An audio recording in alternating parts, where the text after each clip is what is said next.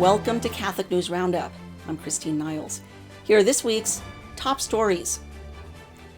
The FBI is being accused of covering up the assassination attempt. Congressman Clay Higgins issued a report last week revealing the FBI had the body of the gunman secretly cremated only 10 days after the murder attempt.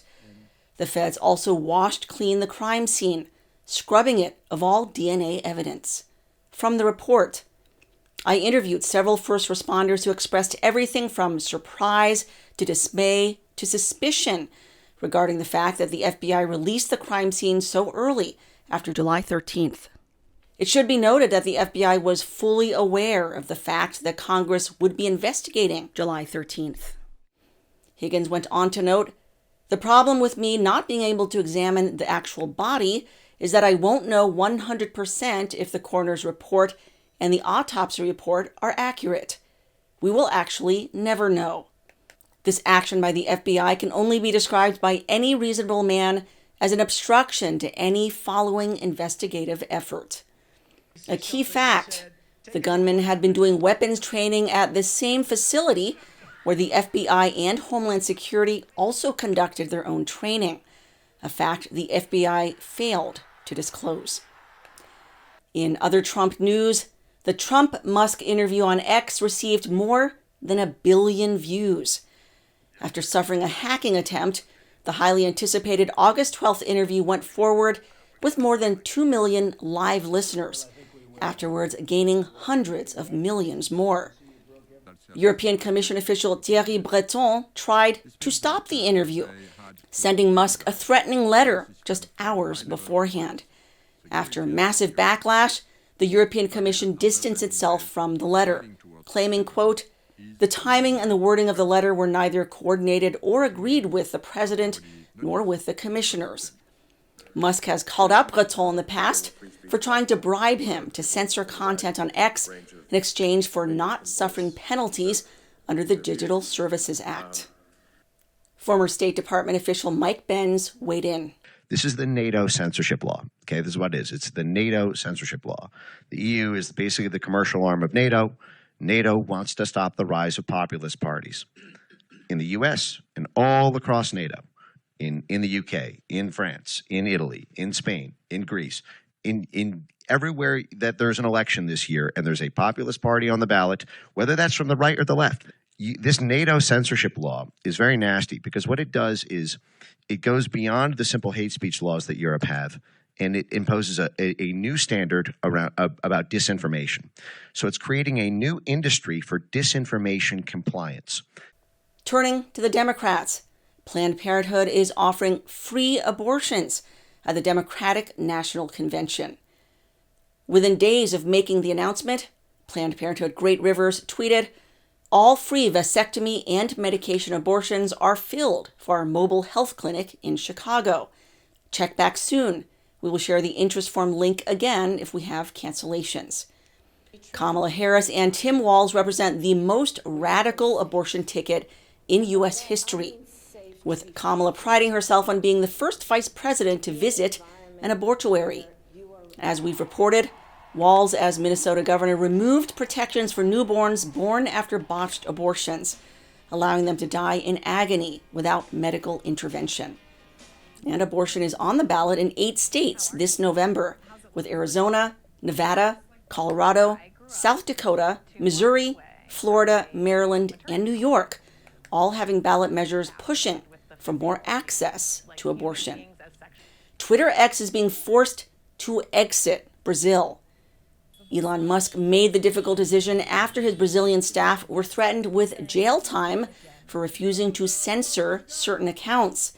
The man issuing the threats is Brazil's Supreme Court Judge Alexandre de Moraes, called a dictator for insisting on shutting down accounts critical of Brazil's leftist government. In April, journalist Michael Schellenberger released Twitter Files Brazil, showing the extent of the government crackdown, especially from Jim Moraes. The real extremist spreading disinformation here is Jim Moraes.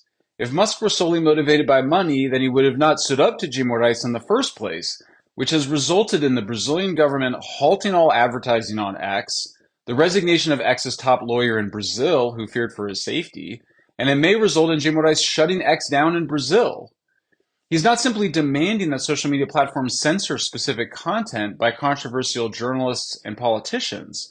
Jay Moraes is demanding that all social media platforms ban them for life. He often does this through secret hearings without the right of appeal. In fact, it's even worse than that. You can't be a politician or a journalist if you can't communicate on social media. And so Jay Moraes is not just violating the Brazilian Constitution's protection of free speech. He's also attacking the freedom of the press, destroying careers, and interfering in elections. In related news, Musk is being sued by a male boxer, angry that Musk called him a man. Imane Khalif filed a lawsuit last week, naming the billionaire tycoon, along with J.K. Rowling, author of the Harry Potter series, accusing them of cyberbullying. The Olympics caused controversy for allowing Khalif to compete in women's boxing, in spite of failing a DNA test revealing he has XY chromosomes. He's now on a mission to prove he is in fact a woman.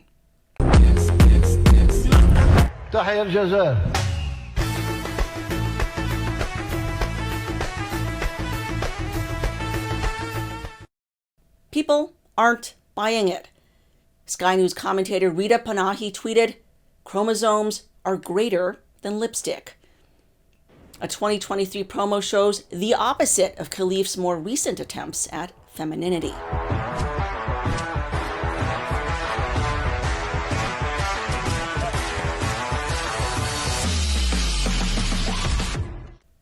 The World Health Organization is declaring a global monkeypox emergency. President Tedros Ghebreyesus made the announcement last week. Today, the emergency committee met and advised me that, in its view, the situation constitutes a public health emergency of international concern. I have accepted that advice. The WHO explained the majority of cases have been found in men who have sex with men, and in particular those who have multiple and often anonymous partners, met at venues such as saunas, cruising bars, and sex clubs, or through dating apps and sex parties. Now, Big Pharma is saying it will produce millions of monkeypox vaccines, while mainstream media are predicting a global pandemic similar to COVID. The Biden White House director in charge of the monkeypox response is Dr. Dimitri Daskalakis, who has a penchant for sadomasochism and Satanism, with numerous images from his social media featuring him in leather bondage gear and pentagrams. When you think Mpox, think HIV. When you think sexual health, think both. When you think pride, think joy and happiness, but also say, like, I need to kick my tires and check my oil to make sure that I have my sexual health care, lined up. Critics are questioning the timing and motive of this so-called emergency, coming just months before the U.S. presidential election. And turning to legal news, the Supreme Court is rejecting Biden's transgender rewrite of Title IX. On August 16th, the High Court rejected Biden's petition to change the meaning of biological sex to include the amorphous gender identity. Title IX is a federal law allowing equal opportunities for women to compete in education and sports. Biden's rewrite would have forced schools to allow boys in girls' bathrooms and boys to compete in girls' sports. That's today's Catholic News Roundup. Get the latest news and updates by going to stellamaris.media, that is stellamaris.media, and signing up to our email list. And I would appreciate if you would help me to grow this channel by sharing this content and subscribing. Don't forget to visit our sponsor, realestateforlife.org. If you are moving, or if you're buying or selling a home, there's no better place to go. They will pair you with a faith-based realtor, and they will donate to the charity of your choice. All right, thank you so much for watching. Have a blessed week. I'm Christine Niles.